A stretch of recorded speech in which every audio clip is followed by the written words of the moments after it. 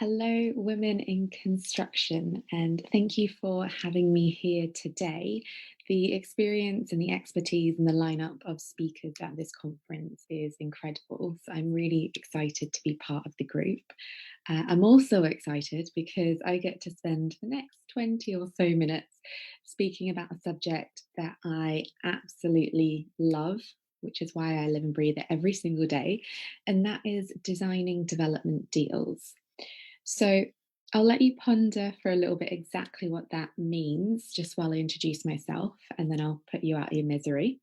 But I'm Grace. I wear many hats in property, but two of the main hats are number one, I head up acquisitions at a property development and investment business called Melt Property.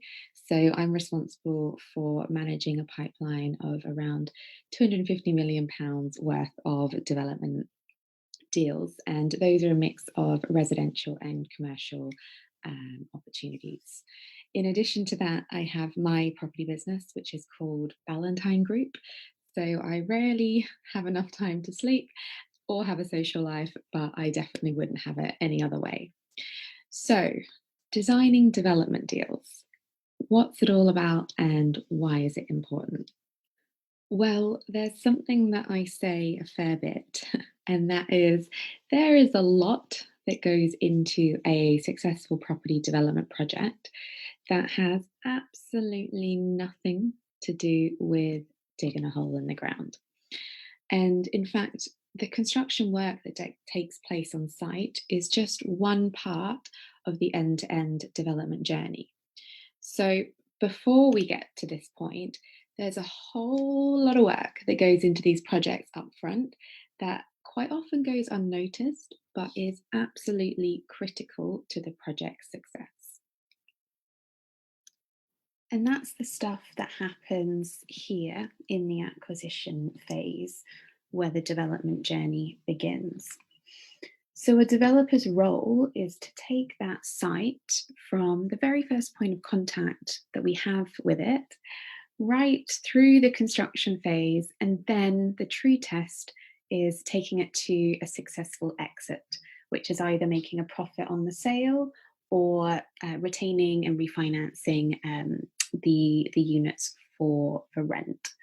So, arguably, the most important part of a developer's role is how they set up that deal. So, how they put in the work during the acquisition phase, which is ultimately what makes or breaks a project and what makes or breaks a developer as well. And during this acquisition phase, we're working out whether or not a project is profitable, we're figuring out the project strategy, and we're figuring out all the issues, concerns, ways of working, the materials, all of that stuff that feeds into the remaining parts of the projects. But we're really ironing out all those issues up front so that enables a smooth delivery to happen. So that enables the construction part to be much more smoother and seamless, and the exit to be smoother and seamless because we've worked through all those potential issues up front and really got the project plan in place. So that's what allows us as developers to scale up our businesses and scale up the size of the projects that we do and the number of projects that we do is by putting in all this strategic work up front to the projects. And that can quite often be a 12 to 24-month process, depending on the size and the complexity of the deal and whether there's planning that's required and so on. So there is quite a lot of work and time that goes in up front, but more often than not, it's when things haven't been planned and worked through at the start that then we see issues during the construction phase happen and problems with sales and valuations down the line. And that's because the strategy hasn't been set out right from the outset. So, how we avoid that from happening is by A following. fairly structured process every time that I'm looking at a potential site. And it doesn't matter if it's residential, commercial, a big deal, a smaller deal, I always follow the same four-step process that enables me to design these deals in the right way. And the four steps that I go through when I'm designing these development deals during acquisition is number one, we've got to source the deal, aka we've got to find that deal. So that might be that a site is brought to us or that we might actively go out and seek a site. But what's important here is it's more about how that particular deal is sourced. So for me personally, I find that most of the time the deals that are on market, so the deals that are front and center on Rightmove and Zoopla, tend not to work, especially for what I'm looking to do. They tend to be overpriced and there's not a lot of margin in those deals. But there's also a million and one other people looking at the same site. So you've got a lot of competition and someone's going to end up overpaying for it. So I prefer not to waste my time with that approach because that's not good use, obviously, of my time and that's not being operationally efficient. So I find I have a higher conversion rate when I'm looking at sites that are direct to vendor or that have been brought to my attention through my trusted network of professionals. So, my contractors, solicitors, architects, and so on, because those deals tend to be not so many people involved. And it also means that we can have a direct conversation with the vendor and they're more open to a creative deal structure, which works better in everybody's favor. So during this sourcing phase, I'm more concerned with how I'm going about and sourcing the deal and making sure that my channels are right so that I'm not wasting my time sifting through sites that just aren't going to work. So next we move on to appraising the deal. And this is where we're essentially looking at whether or not the numbers work on the site and whether or not it's profitable. And I find that if I've got my sourcing strategy right and using the channels that I know that work for me, then I don't have to spend as much of my time reviewing frankly pointless sites that don't work and are never going to work. So, here we're looking at the project costs, so things like the build costs, professional fees, the funding costs, and we're figuring out the end values of the project as well and making sure that there's the profit margin in the deal. But it's not just about having a spreadsheet that stacks because anyone can fudge about some numbers and make it work on paper. It's also taking a holistic view on this as well. So I'm looking to understand the local area, the types of homes that are trading in the area, the price of those homes, how frequently stock is moving, and the target audience as well. So it's all well and good having a spreadsheet that works, but I need to know that I'm building the right housing product for the right market. Otherwise, if I'm selling them on the open market, I'm going to be left struggling to exit the deal. So it's about getting the numbers on the spreadsheet right, but also equally about understanding and getting a feel for the market and the area in which you are looking to build for. The final two stages of designing development deals really go hand in hand together, and that is the deal structure and also the funding structure. And the reason they go hand in hand is because the deal structure then impacts upon when you need the funding and how much funding you need and in what form those funds take, whether that's equity in a site that's already there in the land, or if it's actually cash that's required in the deal. So it's not always a case of just purchasing a site outright and building a project and selling on. That outright purchase is one way to structure things, but there's many other ways to structure these deals too, and quite often many other better ways to structure these deals depending on the site specifically and what you're planning to do with it. Some of those other structures include joint ventures with the landowner, where if the landowner wants a share in the development profits and if they want to maximize their returns, then not only can they get the value of the land, but also share in the profit too. And there are other ways to de risk deals from the outset, which doesn't always happen with a straight out purchase. And those include forward funding structures whereby a sale is agreed to an end user, such as a housing association, upfront before the build even takes place.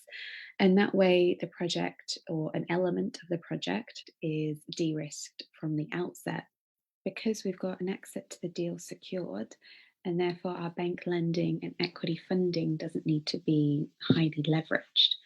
So, those are just some examples of how we structure the deals a bit more creatively, which definitely come in handy when we're looking to unlock some of these more challenging sites. It just means we've got more tools in our toolbox, basically.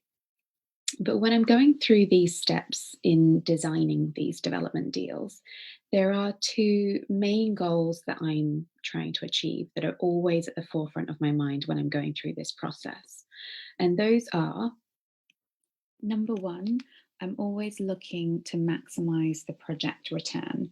So I'm always looking at how we can extract as much value as possible out of a particular site so that in turn the project can be as profitable as possible.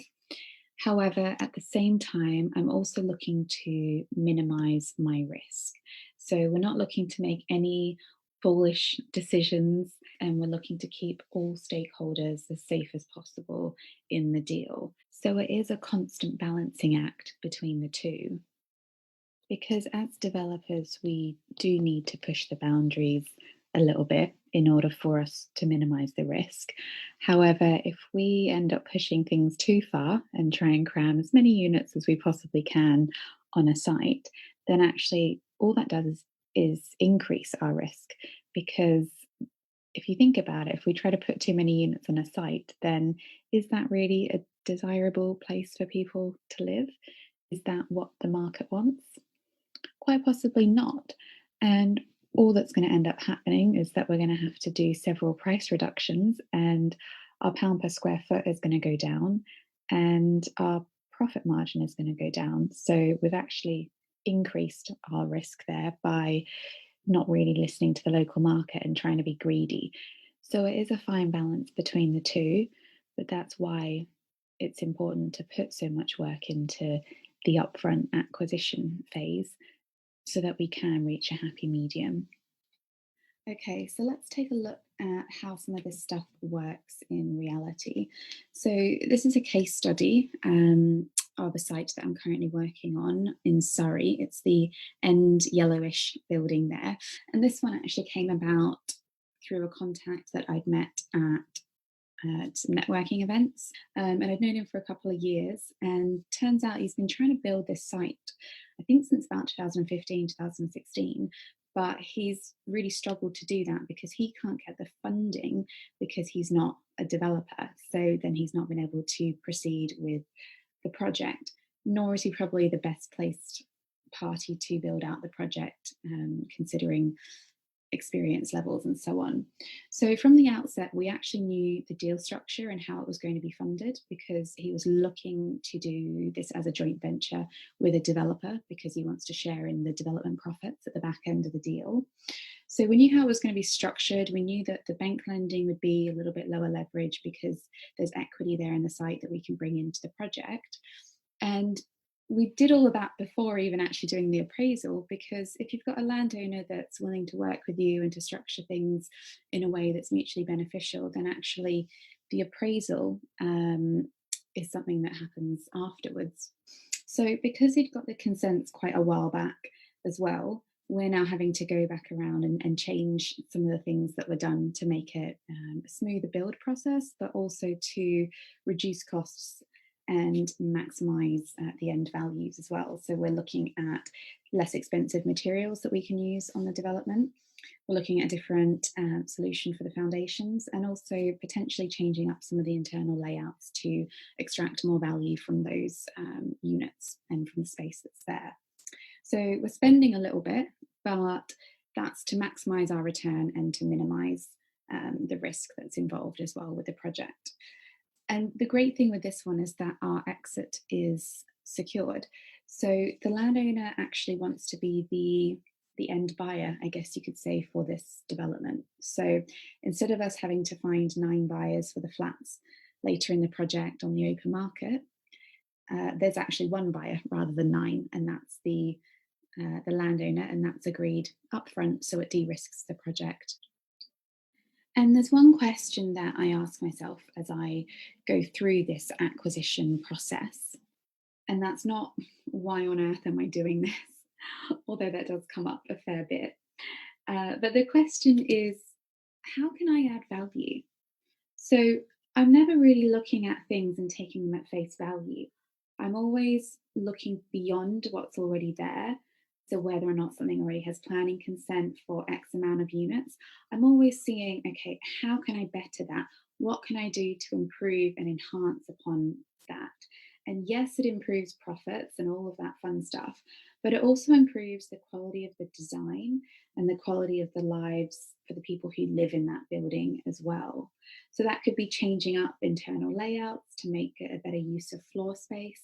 It could be adding an additional floor to a block of flats to maximize on the returns of the development and create a better scheme. But it could be adding value by helping out a landowner who's been trying to build out a site for a while, or adding value to the local community by regenerating old buildings or being more sustainable with our developments. So, focusing on this, of course, has a positive impact, but it can also be the differentiator between one, having the project actually go ahead, and two, having the project actually be a success at the end. So, if we take a look at another case study now, this site here is one that I'm working on with Melt Property, and it's located in southwest England. And it's currently two big vacant, empty department stores that are no longer in use.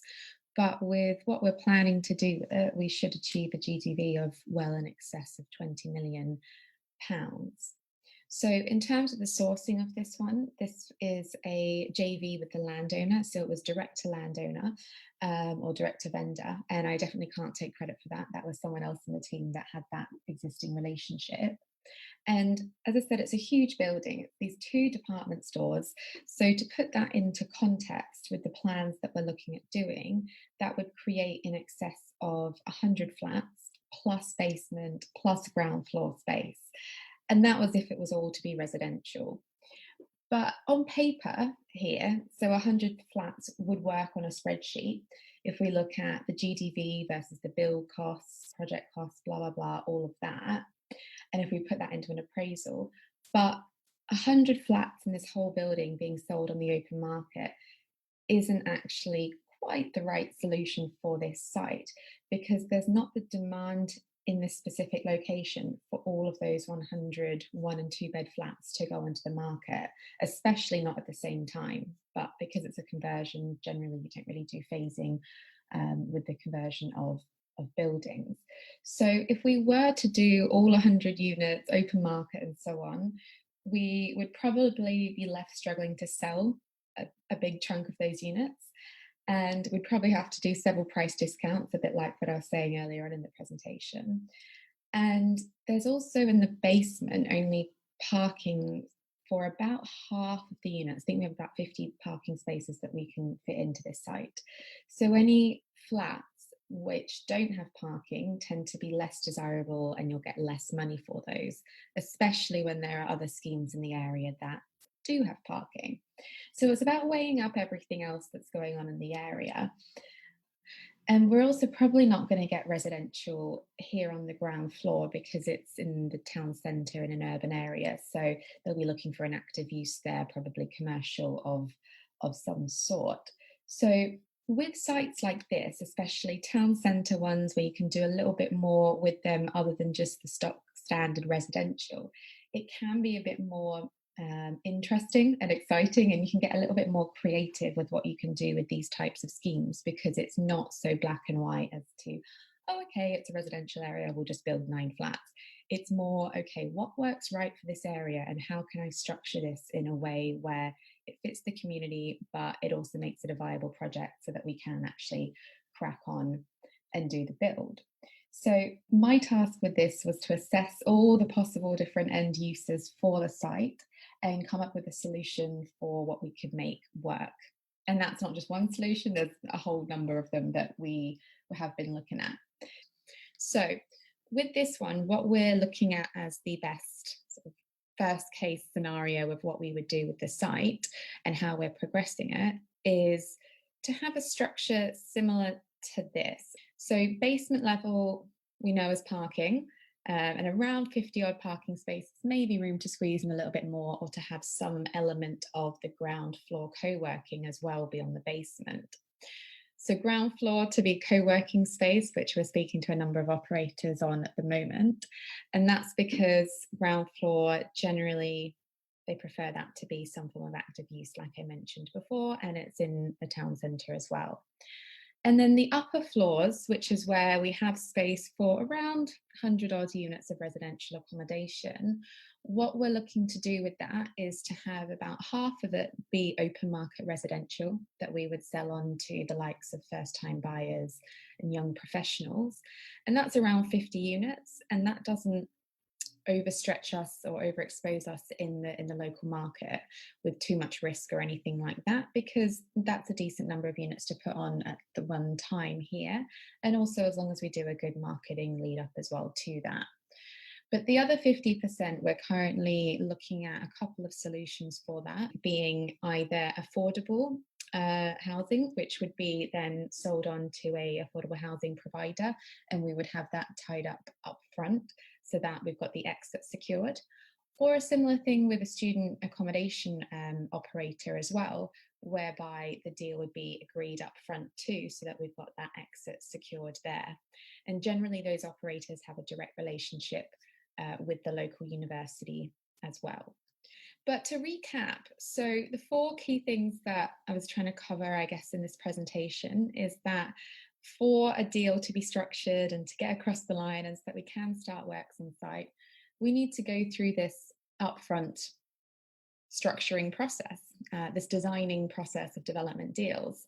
And how I go about doing that is through these four phases, because it really breaks it down and makes it simplified as to what needs to happen when. But once all this has been done, once we've sourced the site, appraised the site, structured the deal, funded the deal, then we can actually start work on site and the build process can actually start, obviously once a lot of paperwork and so on has been done. And that's when we can finally begin the construction phase. But there's a whole lot of stuff that goes in up front to get us to this point of digging up a bit of dirt in the ground. So please do ask any questions away now, and here are my contact details as well if anyone would like to reach out or ask any questions directly. So thank you for your time.